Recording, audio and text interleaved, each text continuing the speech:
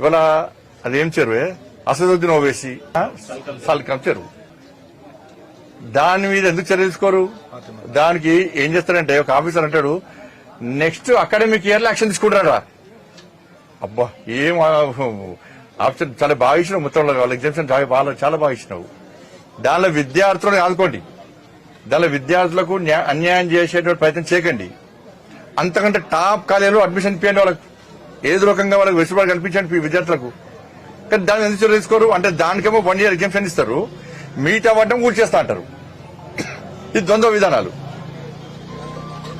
కొంచెమన్నా ఆలోచన ఉండాలి. చెయ్యేస్తే మీ సంగతి చెప్తానాడు, వాళ్ళ కాలేజీలో చెయ్యేస్తే మీ సంగతి చెప్తానాడు. మా అటువంటి గుంజుకెళ్తాం లోపలికి. ఇప్పటికే బుల్డోజర్ పెడతాం మేము, మా ప్రభుత్వం అయితే యాక్షన్ తీసుకుంటాం, అందరూ తీసుకుంటాం. అంటే వాళ్ళు ఇప్పుడు ఎగ్జామ్షన్ ఇచ్చినట్ట ఏమైంది? పౌరుషం అర్థం కాదు నాకు. ఇది పౌరుషం ఎడమైంది. మరి ఇప్పుడు చెయ్యేస్తే సంగతి చెప్తా అంటే వదిలిపడతారు. ఇప్పుడు అదే విధంగా మీరు ఎగ్జామ్షన్ ఇస్తే, వెసులుబాటు ఇస్తే అందరు చేయేస్తా అంటారు. అందరు చేయేస్తే మీ సంగతి చూస్తామంటారు. అందరికి ఇస్తారా ఇప్పుడు? అంటే పాకిస్తాన్ లో అదేమన్నా బంగ్లాదేశ్ ఉంది. అది దానిలో విద్యార్థులకు న్యాయం చేయాలి, విద్యార్థులు అకాడమిక్ ఇయర్ వాళ్ళు నష్టపోవద్దు. కానీ భవనం సంగతి ఏంది? ఇతర కాలేజీలు నోటీస్ ఇచ్చిర్రు, మల్లారెడ్డి గారి కాలేజా, అనురాగ్ యూనివర్సిటీగా ఇచ్చారు, దానిలో మేము సంబంధించిన ఇవ్వాల్సిందే. కానీ దీనికి ఎందుకు ఇయ్యరు? దీనికి ఎందుకు ఇయ్యరు? సల్కం చెరువు విషయంలో టీవీలలో కథనాలు వచ్చినాయి, పేపర్లు వచ్చింది. ఆల్రెడీ మీరు ప్రభుత్వం కూడా ఒప్పుకున్నది. అంటే మిగతా కళాశాల చదివే విద్యార్థులు కాదు, వాళ్ళు మొత్తం నాశనం. కానీ దీనిలో చదువుకునే విద్యార్థులు మాత్రం మంచిగా ఉండాలి, వాళ్ళందరూ మంచిగా ఉండాలి. దీనిలో నష్టం కావాలని కోరుకుంటలేను నేను. భవనాల విషయంలో మాట్లాడుతున్నా. చెయ్యేస్తే మీ సంగతి చూస్తా అంటే ప్రభుత్వం వెనుకడుగు వేసింది అంటే ఈ ఇంతకంటే పిరికి ప్రభుత్వం, దమ్ము లేని, ధైర్యం లేని ప్రభుత్వం దేశంలో ఎక్కలేదు.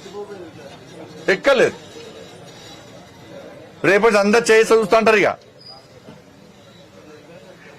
ఇప్పుడు ఏంటంటే ఈ హైడ్రా పేరుతోని 6 గ్యారెంటీలు మర్చిపోయారు కదా. ఇది సేమ్ కేసీఆర్ దగ్గర శిక్షణ పొందిన పార్టీ ఇది. నాయకులు కూడా ఎప్పుడు ప్రజల నుంచి ఒక డిమాండ్, ఇప్పుడు రుణమాఫీ డిమాండ్ వస్తున్నది. ఏం చేస్తారు? మళ్ళీ హైడ్రా అన్నారు.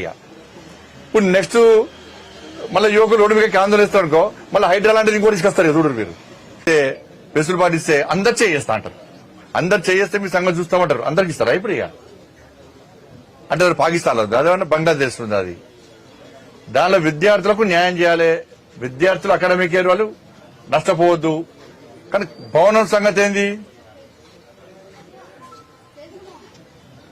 ఇతర కాలేజీలు నోటీస్ ఇచ్చిర్రు, మల్లారెడ్డి గారి కాలేజా, అనురాగ్ యూనివర్సిటీగా ఇచ్చారు, దానిలో మేము సంబంధించిన ఇవ్వాల్సిందే. కానీ దీనికి ఎందుకు ఇయ్యరు? దీనికి ఎందుకు ఇయ్యరు? సల్కం చెరువు విషయంలో టీవీలలో కథనాలు వచ్చినాయి, పేపర్లు వచ్చింది. ఆల్రెడీ మీరు ప్రభుత్వం కూడా ఒప్పుకున్నది. అంటే మిగతా కళాశాల చదివే విద్యార్థులు కాదు,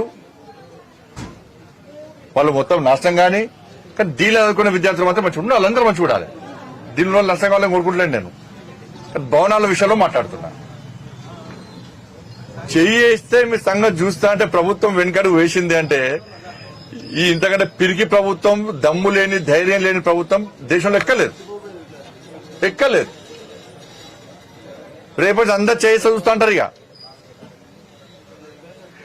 ఇప్పుడు ఏంటంటే ఈ హైడ్రా పేరుతోని 6 గ్యారెంటీలు మర్చిపోయారు కదా.